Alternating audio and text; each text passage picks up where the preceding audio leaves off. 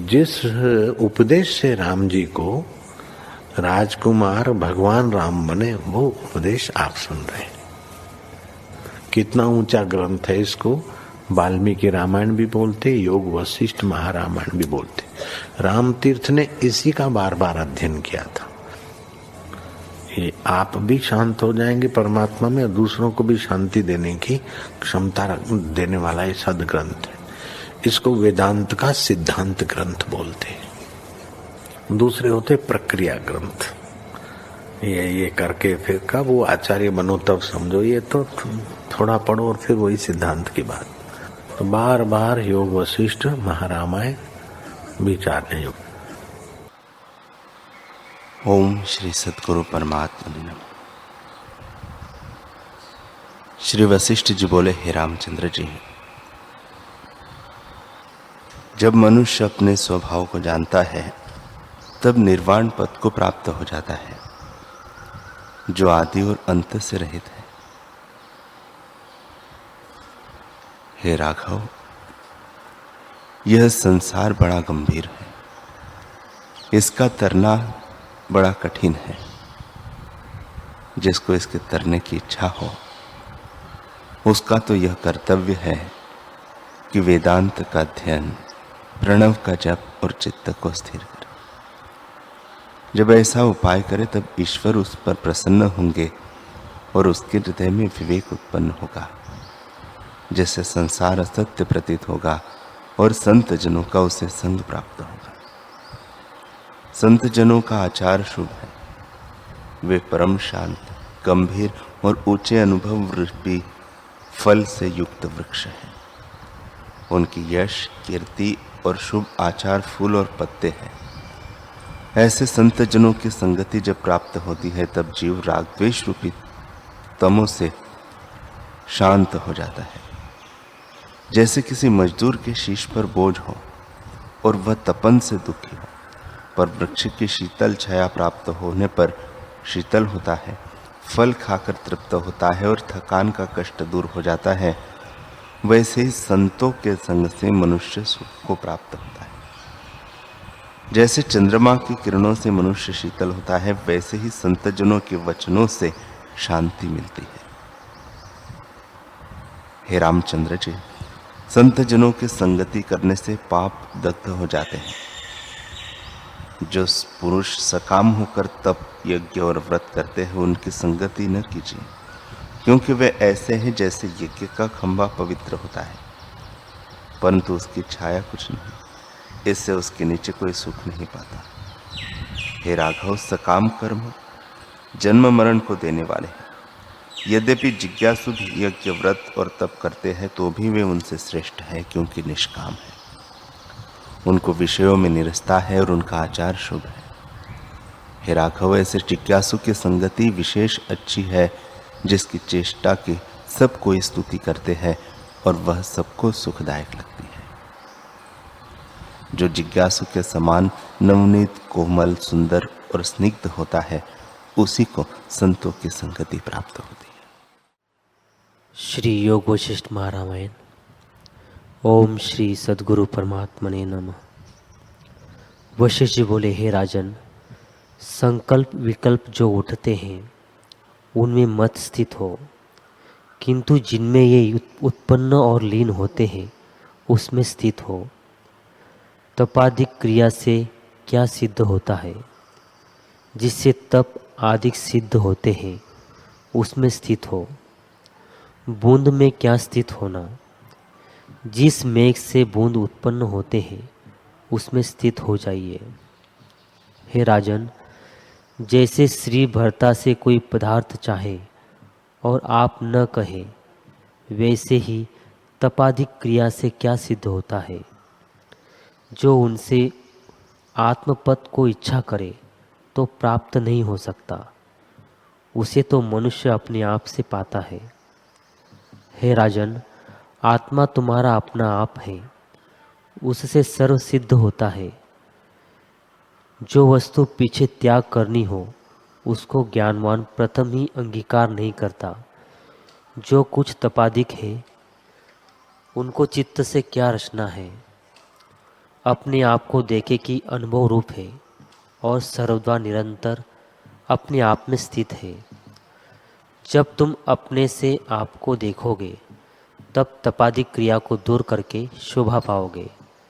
जैसे बादल के दूर होने से प्रकाशमान चंद्रमा शोभा पाता है, वैसे ही तुम भी भोग की चपलता को त्याग कर शोभा पाओगे। जब इंद्रियों को जीतकर किसी पदार्थ में आसक्त न होगे और सर्व वासनाओं का त्याग करोगे तब ज्ञानवान होगे। जिससे सर्व वासना का त्याग किया है उसको विष्णु जानना। वह सर्व राज्य का स्वामी है। जिसने मन जीता है वह चेष्टा में भी जो का त्यों रहता है और समाधि में भी जो का त्यों है। जैसे पवन चलने और ठहरने में तुल्य है, वैसे ही ज्ञानवान को कई खेद नहीं होता। ओम श्री सद्गुरु परमात्मा ने नमः। श्री वशिष्ठ जी बोले, हे राम जी,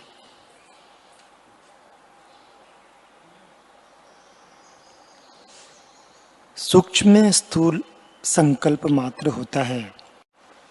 मैं भी कहता हूँ कि सूक्ष्म में स्थूल होता है, परंतु संकल्प मात्र होता है, कुछ सत्य नहीं होता। जो कहिए कि सत्य होता है तो नहीं हो सकता। जैसे राई के कणके में सुमेरु पर्वत का होना संभव नहीं, वैसे ही सूक्ष्म परमाणु से जगत का उत्पन्न होना असंभव है। हे राम जी, सूक्ष्म परमाणु का कार्य भी जगत तब कहा जाए जब सूक्ष्म अणु भी आत्मा में पाया जाए। आत्मा तो अद्वैत है और उसमें द्वैत अद्वैत या एक और दो कहने का अभाव है। आत्मा में जानना भी नहीं, केवल आत्म तत्व मात्र है। वह आधार आधे से रहित है।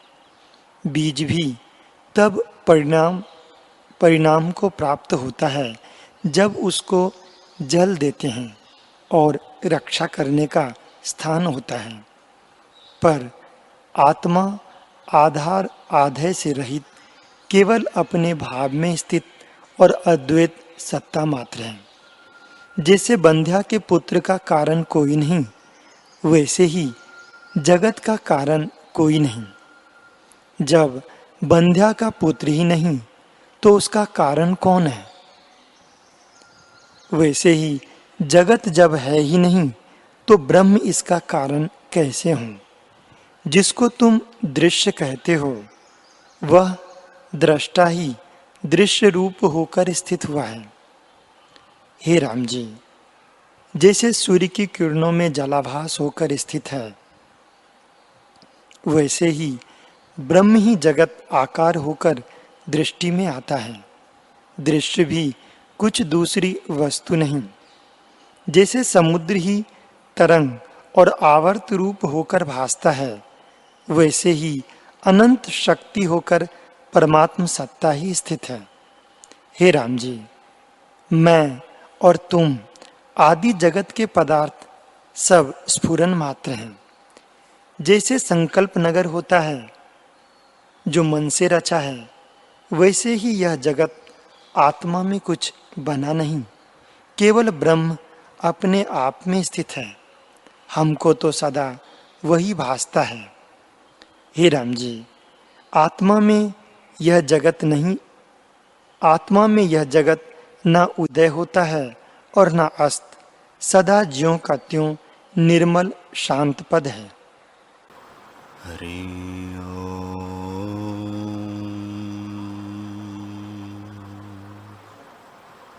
हरि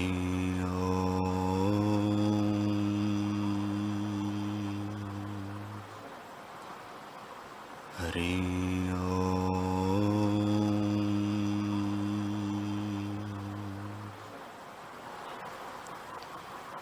गुरुर्ब्रह्मा गुरुर्विष्णु गुरुर्देवो महेश्वरः गुरुर साक्षात् परब्रह्म तस्मै श्री गुरवे नमः। श्री योग वासिष्ठ महारामायण निर्वाण प्रकरण सर्ग 277। श्री राम जी बोले, हे मुनीश्वर, मुझको एक हल्का सा संशय है, उसको आप दूर करें। हे मुनीश्वर, आत्मपद अव्यक्त और अचिंत्य है, अर्थात इंद्रियों का और मन का विषय नहीं है। वह मन के चिंतन में भी नहीं आता। जो बड़े महापुरुष है वे भी उसे वाणी से कह नहीं सकते। तो ऐसा अचेत चिन्मात्र आत्म तत्व शास्त्र से कैसे जाना जा सकता है? शास्त्र तो अविच्छेद प्रतियोगी करके कहते हैं, सो वह सविकल्प है।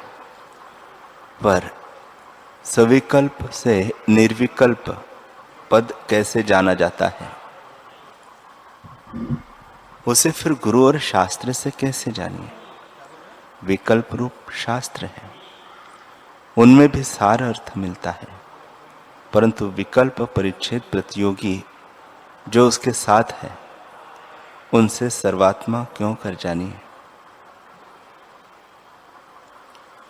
श्री वशिष्ठ जी बोले, हे रामचंद्र जी, वह न गुरु और शास्त्र से जाना जाता है और न गुरु और शास्त्र के बिना भी जाना जाता है। हे राघव, नाना प्रकार के जो विकल्प रूप शास्त्र है, उनसे निर्विकल्प रूप कैसे जाना जाता है, सो भी सुनो। हे रामचंद्र जी, व्यवधान देश के कीटक जाति के कुछ लोग थे जो गृहस्थी में रहते थे। निदान एक समय उन पर आपदा पड़ी और वे चिंता से दुर्बल होने लगे। उन्हें भोजन भी न जुड़ता। जैसे वसंत ऋतु की मंजीरी ज्येष्ठ आषाढ़ की धूप से सूख जाती है, जैसे जल से निकला कमल सूख जाता है, वैसे ही कीटक संपदा रूपी जल से निकलकर आपदा रूपी धूप से सूख गए। तब उन्होंने विचार किया कि किसी प्रकार हमारा पेट भरे, इसलिए हम वन में जाकर लकड़ी चुने जिससे हमारा कष्ट दूर हो। हे रामचंद्र जी, इसी प्रकार वे लकड़ियां ले आते और बाजार में बेचकर पेट भरते। जब कुछ काल व्यतीत हुआ, तब उनमें से किसी एक ने चंदन की लकड़ी पहचानी और उनसे विशेष द्रव्य पाया। इसी प्रकार एक को ढूंढते ढूंढते रत्न प्राप्त हुए। इस प्रकार उनको विशेष ऐश्वर्य प्राप्त हुआ, इसलिए उन्होंने लकड़ी बेचना छोड़ दिया। वे फिर यह सोचकर और स्थान ढूंढने लगे कि रत्न से भी विशेष कुछ फायदा मिले। वन की पृथ्वी को खोदते खोदते उनको चिंतामणि मिली, इसलिए वे बड़े ऐश्वर्यशाली हो गए। जैसे ब्रह्मा इंद्रादिक है, वैसे ही हो गए। हे रामचंद्र जी, उन्होंने उद्यम करके वन का सेवन किया था, उनको बड़ा सुख प्राप्त हुआ। लकड़ियां उठाते उठाते उनका उदर पूर्ण हुआ और दुख की निवृत्ति हुई। जिनको चंदन की लकड़ी प्राप्त हुई, उनका उदर पूर्ण होने से और भी संताप मिटे, और जिनको चिंतामणि प्राप्त हुई, उनके सब संताप मिट गए और परम ऐश्वर्यवान हुए। परंतु सबको वन से प्राप्त हुआ, और जो वन के निकट उद्यम करने न गए, घर ही बैठे रहे, उन्होंने दुखित होकर प्राणों को त्याग दिया, परंतु सुख न पाया। राम जी ने पूछा, हे भगवान, यह जो तुमने कीटक का वृत्तांत कहा, उसका तात्पर्य मैंने कुछ न जाना। वे कीटक कौन कौन थे, वह वन क्या था और आपदा क्या थी, सो कृपा करके प्रकट कहो। श्री वशिष्ठ जी बोले, हे रामचंद्र जी, ये सब जीव जो तुम देखते हो वे कीटक है, उन पर अज्ञान रूपी आपदा पड़ी है। आध्यात्मिक, आधि भौतिक और आधि दैविक तापों की चिंता से वे जलते हैं। आध्यात्मिक काम क्रोधाधिक मानस दुख है। वात पित्त कफ आदि भौतिक देह के दुख है। और आधि दैविक वे दुख है जो ग्रहों से अनिश्चित प्राप्त है। हे रामचंद्र जी, उनमें प्रयत्न करके जो जीव शास्त्र रूपी वन में गए वे सुखी हुए, और जो अर्थी सुख के निमित्त शास्त्र रूपी वन को सेवते हैं उनको सत्य कर्म रूपी लकड़ियां प्राप्त होती है, जिनसे नरक रूपी उदर पूर्ति का जो दुख था वह निवृत्त होता है और वे स्वर्ग रूपी सुख पाते हैं। फिर शास्त्र रूपी वन का सेवन करते करते उपासना रूपी चंदन वृक्ष प्राप्त होता है, उससे और दुख भी निवृत्त होते हैं और विशेष सुख पाते हैं। जब जीव अपने इष्ट देव की सेवा करता है तब स्वर्गाधिक विशेष सुख पाता है और अपने स्थान को प्राप्त होता है। फिर जब शास्त्र रूपी वन को ढूंढता है तब विचार रूपी रत्न विशेष पाता है। जब सत्य असत्य का विचार प्राप्त होता है तब सब दुख नष्ट हो जाते हैं। यह जो सुख प्राप्त होता है वह शास्त्र से ही होता है। जैसे चंदन और लकड़ियां आदि पदार्थ वन में प्रकट थे और चिंतामणि गुप्त थी, वैसे ही और शास्त्रों में धर्म, अर्थ और काम प्रकट है, पर ज्ञान रूपी चिंतामणि गुप्त है। जब जीव दूसरे शास्त्र रूपी वन को वैराग्य और अभ्यास रूपी यत्न से खोजे तब आत्मज्ञान रूपी चिंतामणि पाता है। हे रामचंद्र जी, वन में ही उसने चिंतामणि पाई थी, क्योंकि वहां चिंतामणि का वन था, परंतु जब अभ्यास किया था तब पाई थी और उसी वन में पाई थी। वैसे ही गुरु और शास्त्र का भी जब मिट्टी के खोदने के समान अभ्यास करता है तब आप चिंतामणि के सदृश आत्म प्रकाश होता है। जैसे मिट्टी के खोदने से चिंतामणि का प्रकाश नहीं उपजता, क्योंकि चिंतामणि तो पहले ही प्रकाशवान थी, खोदने से केवल आवरण दूर हुआ तब आप ही निकल आए। वैसे ही गुरु और शास्त्रों के वचन के अभ्यास से अंतःकरण जब शुद्ध होता है तब आत्मसत्ता स्वतः प्रकट होती है। गुरु और शास्त्र हृदय की मलिनता दूर करते हैं, और जब मलिनता दूर होती है तब आत्मसत्ता स्वाभाविक प्रकाशित होती है। इससे गुरु और शास्त्रों से मलिनता दूर होती है, परंतु इनकी कल्पना भी द्वैत में होती है। वह कल्पना द्वैत संसार का नाश करने वाली है। परमार्थ की अपेक्षा शास्त्र और गुरु भी द्वैत कल्पना है, और अज्ञानी की अपेक्षा गुरु और शास्त्र कृतार्थ करते हैं, और इनके अभ्यास से जीव आत्मपद पाता है। प्रथम अज्ञानी शास्त्र का भोग के निमित्त सेवन करता है, और शास्त्र में भोग का अर्थ जानते हैं। जैसे लकड़ियों के लिए वे कीटक वन का सेवन करते थे, शास्त्र में सब कुछ है। जैसा जिसको रुचि के अनुसार अभ्यास होता है वैसे ही पदार्थ उसको उससे प्राप्त होते हैं। शास्त्र एक ही है, परंतु पदार्थों में भेद है। जैसे पौंडे के रस से गुड़ शक्कर और मिश्री बनती है, वैसे ही शास्त्र एक है, उसमें पदार्थ भिन्न भिन्न है। जिस जिस पदार्थ के पाने के लिए कोई यत्न करेगा उसी को पाएगा। शास्त्र में भोग भी है और मोक्ष भी है।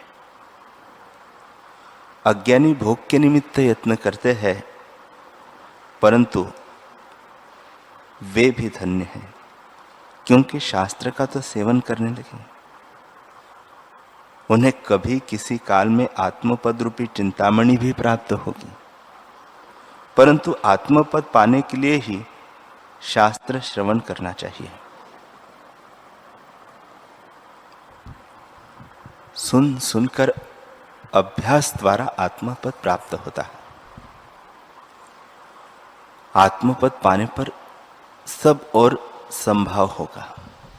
जैसे सूर्य के उदय होने पर सब और प्रकाश फैल जाता है, वैसे ही जब सब और समता प्रकाशित होगी तब सुषुप्ति की सी स्थिति होगी, अर्थात द्वैत और एक की कल्पना भी शांत हो जाएगी और अनुभव अद्वैत में जागृत होगी। परंतु यह संतों के संग और शास्त्रों के विचार अभ्यास द्वारा ही होगा। जो जन संसार समुद्र से पार करने वाले परोपकारी हो, वे ही संत जन हैं, उनके संग से आत्मपद प्राप्त होगा। हे रामचंद्र जी, गुरु और शास्त्र नेति नेति कहकर जानते हैं, अर्थात अनात्म धर्म का निषेध करके आत्म तत्व शेष रखते हैं। जब अनात्म धर्म का त्याग करोगे तब आत्म तत्व शेष रहेगा। उसको जान लोगे तो उसके जानने पर और कुछ जानना नहीं रह जाएगा। उसके जानने में यत्न भी नहीं, केवल आवरण दूर करने के लिए यत्न है। जैसे सूर्य के आगे बादल आता है तो सूर्य नहीं दिखता, इसलिए बादलों को दूर करने का यत्न करना चाहिए। सूर्य के प्रकाश के निमित्त यत्न नहीं चाहिए। जब बादल दूर होते हैं तब स्वाभाविक ही सूर्य प्रकाशित होता है। वैसे ही गुरु और शास्त्र के यत्न से जब अहंकार रूपी आवरण दूर होते हैं तब सुप्रकाश आत्मा चमकता है। सात्विक गुणी जो गुरु और शास्त्र है, उनसे जब रज और तम गुणों का अभाव होता है तब परम अनुभव ज्योति आत्मा अकस्मात प्रकाशित होता है। जब वह प्रकाश हुआ तब उससे जीव उन्मत्त हो जाता है और अद्वैत रूपी संसार की कल्पना नहीं रहती। जैसे सुंदर स्त्री को देखकर कामी पुरुष उन्मत्त हो जाता है और संसार की सुरती भूल जाती है, वैसे ज्ञानी आत्मपद को पाकर उन्मत्त होता है और संसार की सुरती उसे भूल जाती है। वह परम ऐश्वर्यवान होता है। उसका साधन केवल शास्त्र का विचार है। उसके सेवन से चिंतामणि पाने का जो वृत्तांत कहा है, उसे इस प्रकार जान लेना।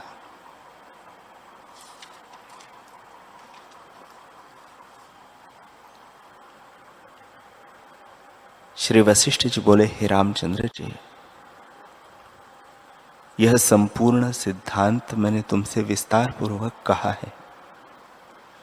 इसको सुनने और बारंबार विचारने से मूढ़ भी निरावरण होंगे, फिर उत्तम पुरुष के निरावरण होने में क्या आश्चर्य है। हे रामचंद्र जी, यह मैं भी जानता हूं कि तुम विदित वेद हुए हो। प्रथम मैंने उत्पत्ति प्रकरण में तुमसे कहा है कि जगत की उत्पत्ति चित्त संवेदन से हुई है।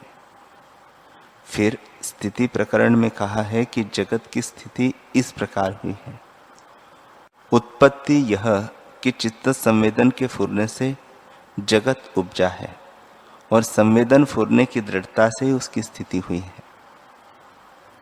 उसके उपरांत उपशम प्रकरण में कहा कि मन इस प्रकार स्फुरण रहित होता है। जब चित्त का उपशम हुआ तब परम कल्याण हुआ। मन के फुरने का नाम संसार है। जब मन का उपशम हो जाता है तब संसार की कल्पना मिट जाती है। यह सब विस्तार पूर्वक कहा है, परंतु अब जानता हूं कि तुम बोधवान हुए हो। हे रामचंद्र जी, मैंने तुमसे पहले भी आत्मज्ञान का उपाय कहा है और जिनको ज्ञान प्राप्त हुआ है उनके लक्षण भी कहे हैं। अब फिर भी संक्षेप से कहता हूं, सुनो। प्रथम बाल अवस्था में संत जनों का संग करना और सच्शास्त्रों को विचारना चाहिए। इस शुभ आचार से अभ्यास द्वारा जब आत्मपद की प्राप्ति होती है तब समता होती है और मनुष्य सबका सुहृद हो जाता है। सौहार्द परमानंद का जनक है और जननी की तरह सदा संग रहता है। जैसे सुंदर पुरुष को देखकर उसकी स्त्री प्रसन्न होती है और उसके लिए प्राण का देना भी स्वीकार करती है, पर उस पुरुष को नहीं त्यागती, वैसे ही जिस ज्ञानवान पुरुष की ब्रह्म लक्ष्मी से सुंदर कांति है उसको समता, मुदिता, हृदयता रूपी स्त्री नहीं त्यागती, सदा उसके हृदय रूपी कंठ में लगी रहती है और वह पुरुष सदा प्रसन्न रहता है। हे रामचंद्र जी, जिसको देवताओं का राज्य प्राप्त होता है वह भी ऐसा प्रसन्न नहीं होता, और जिसको सुंदर स्त्रियां प्राप्त होती है वह भी ऐसा प्रसन्न नहीं होता जैसा ज्ञानवान प्रसन्न होता है। हे राघव, समता तो द्विधारूपी अंधकार का नाश सूर्य ही है। वह तीनों तापरूपी उष्णता का नाश करने को पूर्णमासिका चंद्रमा है। हृदयता और समता सौभाग्य रूपी जल का नीचा स्थान है। जैसे जल नीचे स्थान में स्वाभाविक ही चला जाता है, वैसे ही हृदयता में सौभाग्य स्वाभाविक होता है। जैसे चंद्रमा की किरणों से अमृत से चकोर तृप्त होता है, वैसे ही आत्मरूपी चंद्रमा की समता और हृदयता रूपी किरणों को पाकर ब्रह्मादिक चकोर तृप्त होकर आनंदित होते हैं और जीते हैं।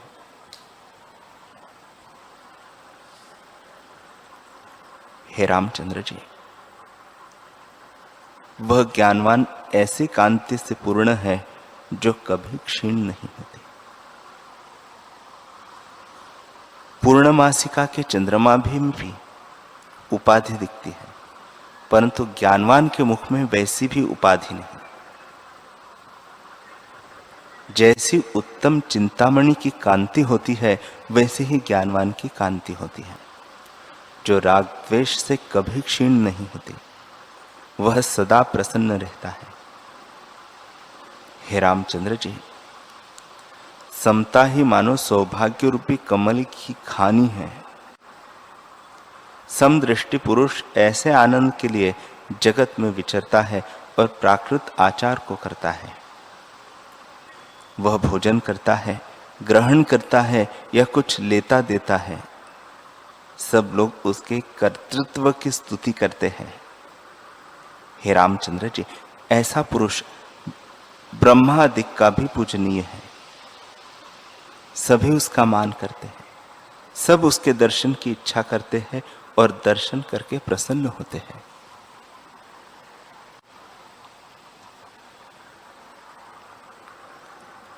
जैसे सूर्य के उदय होने पर सूर्यमुखी कमल खिलाते हैं और सब उल्लास को प्राप्त होते हैं, वैसे उसका दर्शन करके सब आह्लादित होते हैं। वह शुभ आचार ही करता है, जो कुछ अन्यथा भी कर बैठता है तो भी लोग उसकी निंदा नहीं करते हैं, क्योंकि वे जानते हैं कि यह समदर्शी है। समता से वह सबका सुहृद होता है, शत्रु भी उसके मित्र हो जाते हैं। जिनमें समता भाव उदय हुआ है उसको अग्नि जला नहीं सकती, जल नहीं डुबा सकता और वायु नहीं सुखा सकती। वह जैसी इच्छा करे वैसे ही सिद्धि होती है। हे रामचंद्र जी, जिसको समता प्राप्त हुई है वह पुरुष निरुपम हो जाता है और उसको कोई संसार की उपना नहीं दे सकता। जिसको समता प्राप्त हुई है वह सबके संग श्रद्धाता का अभ्यास करे तो जो उसका शत्रु हो वह भी मित्र हो जाता है, क्योंकि अभ्यास की दृढ़ता से शत्रु भी मित्र दिखने लगते हैं। जो सब में समता का अभ्यास करता है वही दृढ़ होता है और समतावान से कभी चलायमान नहीं होता, समता भाव से कभी चलायमान नहीं होता। हे रामचंद्र जी, एक राजा था, उसने अपने शरीर का मांस काटकर भूखे को दिया, परंतु वह समता से चलायमान न हुआ, ज्यों का त्यों रहा। एक पुरुष को उसकी पुत्री अति प्यारी थी, उसने उसे किसी और को दिया, जिसने शत्रु को दे दी, परंतु वह ज्यों का त्यों रहा। एक और राजा था जिसकी स्त्री अति प्यारी थी, पर उसने उसका कुछ व्यभिचार सुना और मार डाला, परंतु समता रूप धर्म को न त्यागा। हे रामचंद्र जी, जब राजा के घर में मंगल उत्सव होता है तब वह अपने नगर को भूषणों और वस्त्रों से सजाता और प्रसन्न होता है। यही अवस्था राजा जनक की थी, देखी थी। एक समय उन्होंने सब स्थानों को अति प्रज्वलित अग्नि से जलते देखा, पर अपने समता भाव से चलायमान न हुए। एक और राजा था, उसने राज्य भी और को दे दिया और आप राज्य बिना विचरता रहा, परंतु समता भाव से चलायमान न हुआ। हे रामचंद्र जी, एक दैत्य था, उसको देवताओं का राज्य मिला और फिर नष्ट भी हो गया, परंतु दोनों भावों में वह सम ही रहा। एक बालक था, उसने चंद्रमा को लड्डू जानकर फूंक मारी, परंतु वह ज्यों का त्यों रहा। हे रामचंद्र जी, इसी प्रकार मैंने अनेक देखे हैं जिनको सम्यक आत्मज्ञान प्राप्त हुआ है और वे सुख दुख से चलायमान नहीं हुए हैं। हे रामचंद्र जी, ज्ञानी और अज्ञानी का प्रारब्ध भोग तुल्य है,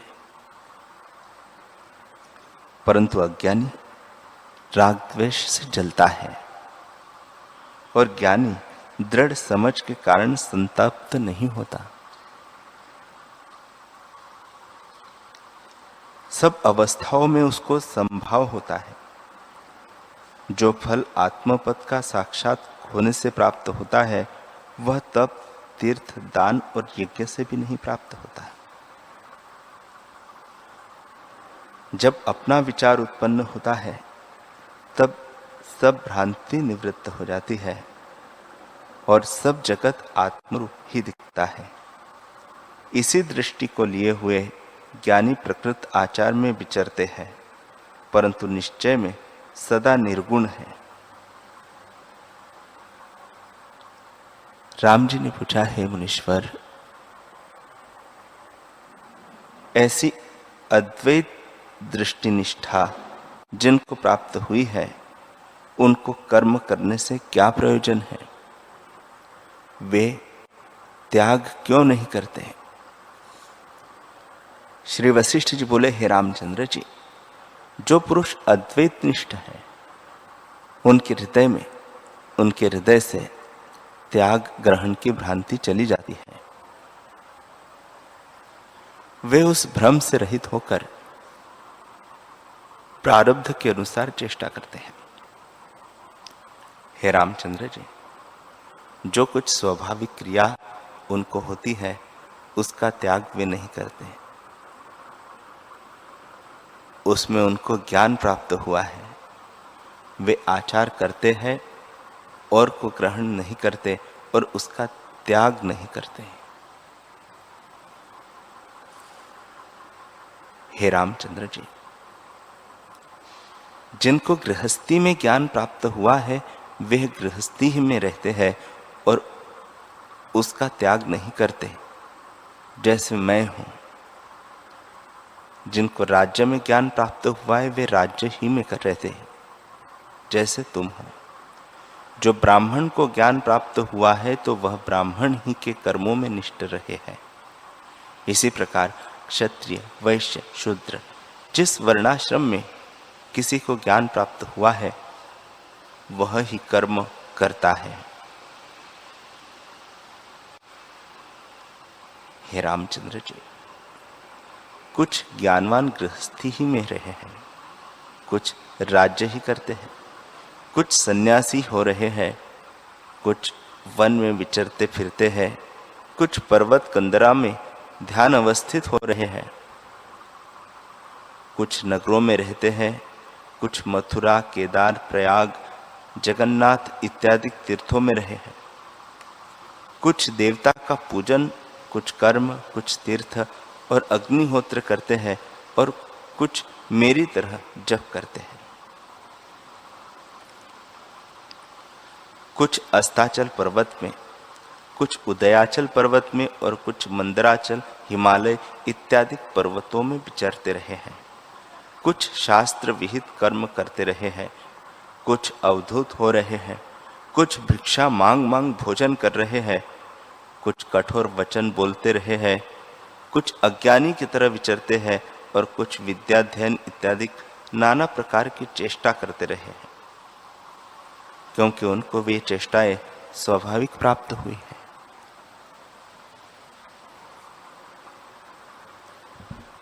ये यत्न से कुछ नहीं करते। हे रामचंद्र जी, वे शुभ कर्म करवे अथवा अशुभ कर्म करें, परंतु कोई क्रिया उनका बंधन नहीं करती। पर जो अज्ञानी है वे जैसे कर्म करेंगे वैसे ही फल को भोगेंगे। जो पुण्य कर्म करेंगे तो स्वर्ग सुख भोगेंगे और पाप से नरक दुख भोगेंगे। जो कामना से रहित शुभ कर्म करेगा उसका अंतःकरण शुद्ध होगा, वह संतों के संग और सत्शास्त्रों से शुद्ध होगा।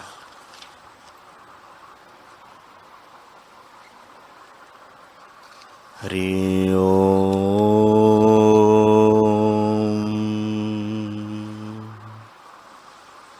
हरि ओम।